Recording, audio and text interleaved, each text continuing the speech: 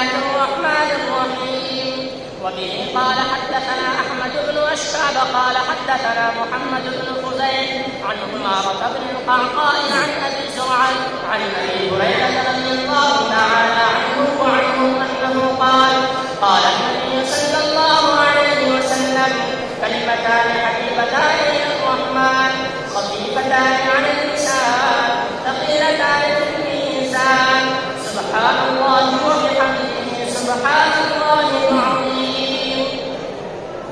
بسم الله الرحمن الرحيم. وبه قال حدثنا أحمد بن أشكاب قال حدثنا محمد بن فضيل عن عمارة بن القعقاع عن أبي زرعة عن أبي هريرة رضي الله تعالى عنه قال قال النبي صلى الله عليه وسلم كلمتان حبيبتان إلى الرحمن خفيفتان على اللسان ثقيلتان في الميزان سبحان الله وبحمده سبحان الله.